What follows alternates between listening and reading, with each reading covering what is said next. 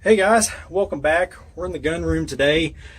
You may notice in the audio a little bit that thunderstorm's trying to roll in on us, so definitely apologize for the thunder, but looks like Mother Nature had a little bit different plans, so we're going to be doing an inside video for you all today, and that's going to consist of my thoughts on the 224 Valkyrie caliber now that I've had the chance to shoot it a little bit and to kind of see, whether I like it or not, what I think about it. I know a ton of people have asked my opinion on it for what it's worth, but just wanted to kind of go over a few points and give you guys a basis of my thought process behind it.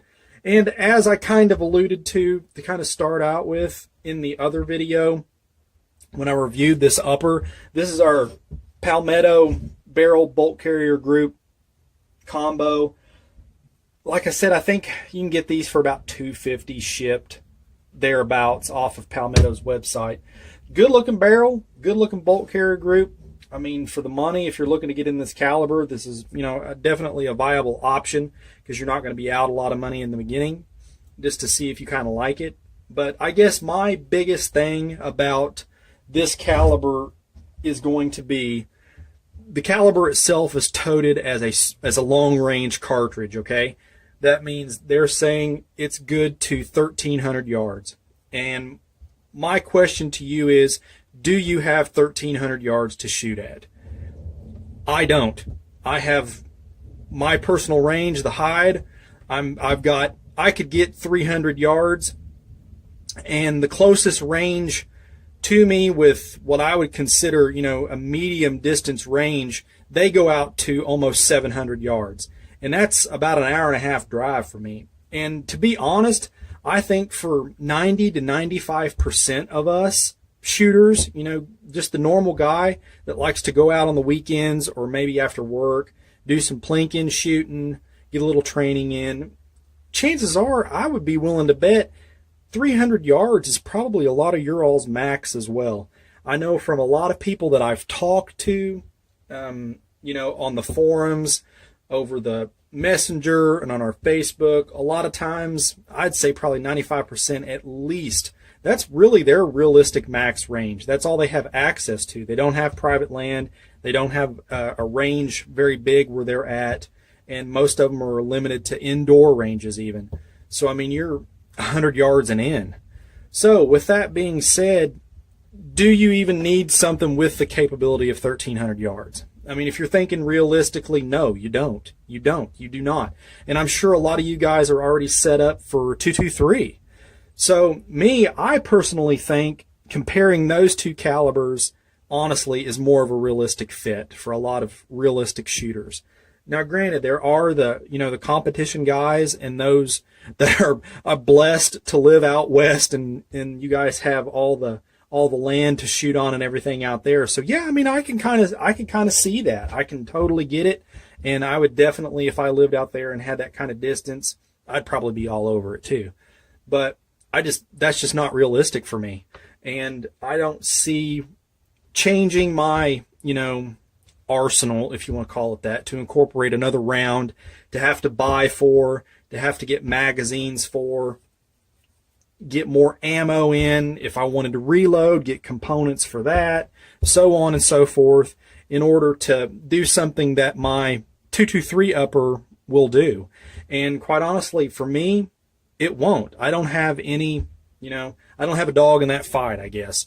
For me, it's not going to do anything more for me than my 223 upper. I got a 223 wild upper. I have that Bear Creek Arsenal.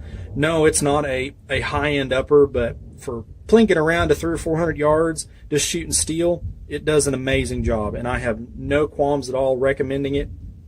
And the great thing about it is I'm already set up with ammo, I'm already set up with dies, and I've got powder and reloading components all ready for 223, which I'm betting a lot of you guys do as well. So as far as my actual recommendation is on that, put it all into context. I say that all the time here on the channel. You got to look at it with a realistic point of view. Are you getting into it just because you want to and you want to try it? Then by all means, get it. Get it, try it, see what you think. If you're trying to get into it because you think it's going to do something more for you in the distance that you have to shoot, than the 223 will, I think you may be a little bit disappointed. I printed off some specs directly from the federal website just to kind of give you guys an idea. And like I said, I'm going to stick with the 300 yard max range, which, like I said, guys, I wouldn't guarantee it, but I'd be willing to bet that's a very realistic range for probably 95% of the viewers.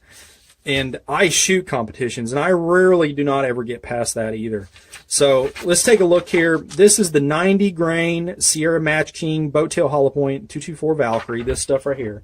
This is the ballistics chart on that particular load. So let's go to 300 yards right here. And our max drop is 13.9 inches, 4.4 MOA, okay? And you're looking at 2241 feet per second with 1,003 foot-pounds of energy, okay? And that's at 300 yards, as I just said. Now, let's take a look at this particular load here. Now, this is the 77 grain Sierra Match King Federal Gold Medal Match Boat Tail Hollow Point. Again, 300 yards. So, in this load, you're looking at 15.2 inches of drop, 4.8 MOA, and you're looking at 2,041 feet per second, 712 foot-pounds of energy. Now, granted, the retained energy of the Valkyrie is more. Now, I guess you could look at it through a hunting application. I don't know as I would, but it does have a little bit more energy at 300 yards, so that could be beneficial to you. It is a little bit faster at 300, but guys, if you're just looking to plink, kill paper, or kill still targets, that little bit of extra drop, to me, for me personally, is not enough to worry about. That's not enough for me to completely vest myself into the 224 Valkyrie caliber. And I know I'm probably going against the grain on a lot of people right now because this is the new thing out, but I have a real hard time jumping on bandwagons, and I try to look at my systems and the stuff that I do with a very realistic approach. And for me, for my realistic applications, this does not fit. So I guess the biggest thing that I can tell you guys is just don't think that it may do something extra special for you all that it very well may not, because it very well might not. And there you are, invested time, money, and everything else into something that you think you might be getting, but you don't. So, like I said, if it's something you think you want to try, by all means do it. I'm a gun guy too. I like trying new stuff, but just don't go into it thinking that it's going to be something, extra special if you've only got a 200 yard range at your disposal, I guess is what I'm trying to say. So, just keep in mind, whenever you're looking at these charts, the real big difference that I guess I see, it really starts to come into play, the drop, whenever you get into the 850 to 900 yard range. And guys, I don't have that available. I don't. So there's no sense in even me looking at that. But if you guys do, the ones that live out west and have all that land to shoot on, then definitely it may be the caliber for you. I will say it is a smooth shooter. There's hardly any recoil with any of the loads. And I did shoot some of it suppressed, and it tones it down even more. So it's a silky smooth shooter, I will not lie. But just make sure, if you're going into that, you're going to have barrel cost, you're going to have bolt cost, magazine cost, and, more ammo to buy for. So just make sure you look into all the different aspects if you decide you want to get into this. But overall, that's kind of my opinion.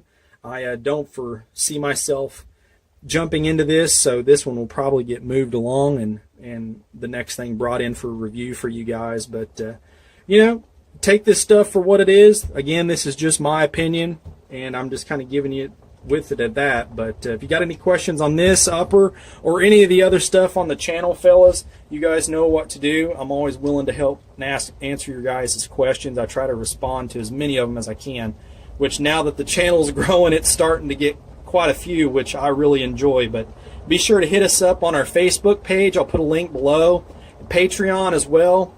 Any little bit helps, guys, and I definitely appreciate it. But as always, fellas, shoot straight. Later.